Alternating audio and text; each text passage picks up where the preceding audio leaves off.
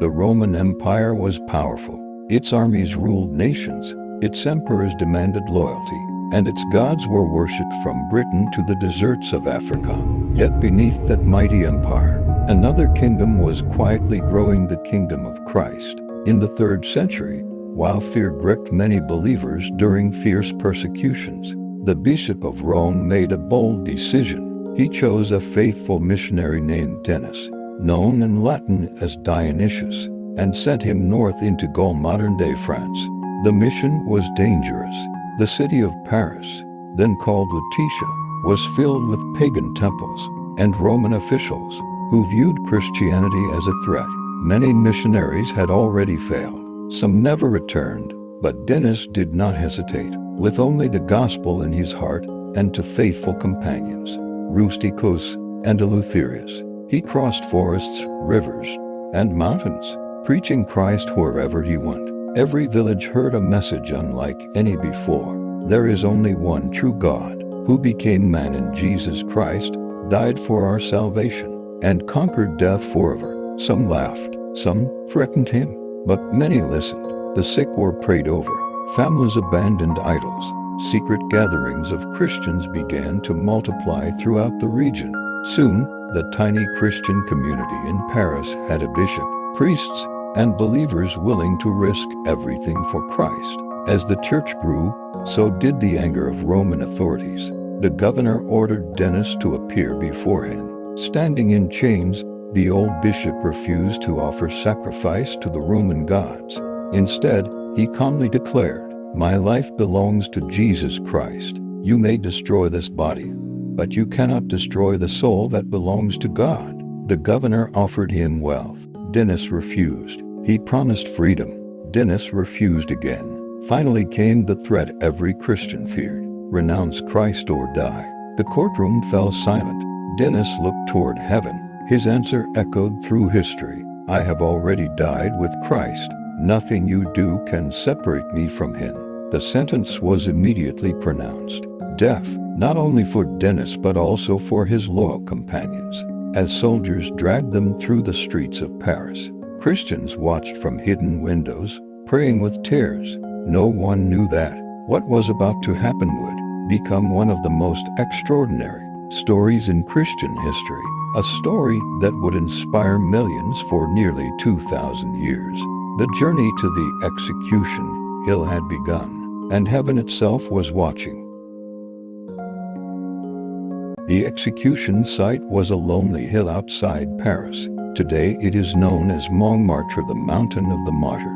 Crowds gathered as Roman soldiers led Bishop Denis, Rusticus, and Eleutherius to their final moments. The executioner gave them one last opportunity: offer sacrifice to the emperor's gods, and you will live. Denis answered peacefully, "I worship only Jesus Christ, King of heaven and earth." One by one, the 3 missionaries knelt in prayer. They forgave their executioners. They prayed for the people of Paris. Then the sword fell. Rusticus was executed. Eleutherius followed. Finally, Denis lowered his head in complete surrender to God. With one powerful strike, the bishop was beheaded. Silence covered the hill. Then, according to one of Christianity's oldest traditions, something astonishing happened. Denis stood up. He bent down, lifted his severed head into his hands, and began to walk.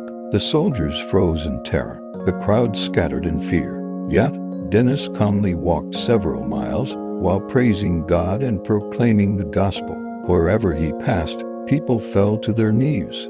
Some believed immediately that God had glorified his faithful servant. Finally, Denis stopped at the place where he desired to be buried. There, he gently laid down his head and surrendered his spirit completely to God. Christians secretly recovered the bodies of the 3 martyrs and buried them with great honor. Years passed. Persecution faded. Christianity spread across Gaul. The very place where Denis was buried became one of the holiest pilgrimage sites in France. A magnificent basilica was later built over his tomb. Kings of France would eventually choose that sacred place as their burial site, believing it was an honor to rest beside the courageous bishop who gave everything for Christ. The blood of one missionary had become the seed of an entire nation's faith. But Denis' greatest miracle was not carrying his head. It was carrying the gospel into hearts that Rome believed could never change. His courage transformed Paris forever. Centuries have passed since the martyrdom of Saint Denis. Empires have risen and fallen. Wars have reshaped Europe. Yet the witness of this humble bishop continues to inspire Christians around the world. The basilica built over his tomb became one of France's most sacred churches.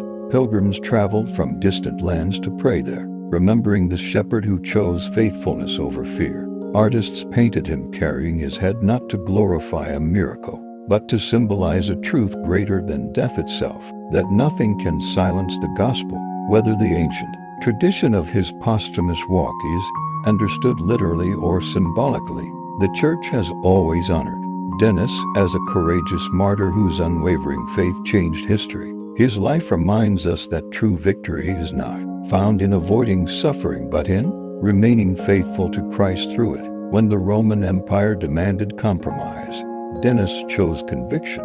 When threatened with death, he chose eternal life. When hatred answered love, he responded with forgiveness. That is why his story has survived for nearly 17 centuries. Today, Christians face different battles, temptations, discouragement, ridicule, and the pressure to hide their faith. Saint Denis reminds us that courage begins long before the moment of sacrifice. It is built through daily obedience, prayer, and trust in God. His feast day is celebrated each year on October 9th, honoring not only his martyrdom, but also the countless believers who have followed Christ with the same unwavering devotion. As the sun sets over Paris, church bells still echo across the city where Denis once preached. The streets have changed, the empire is gone, but the gospel he proclaimed still lives. His voice still challenges every generation. What are you willing to give for the one who gave everything for you? Thank you for watching. If this story strengthened your faith, please like this video, subscribe, and share it with someone who needs encouragement today. Because the stories of the saints are not merely history, they are reminders that ordinary people, empowered by God's grace, can leave an eternal legacy.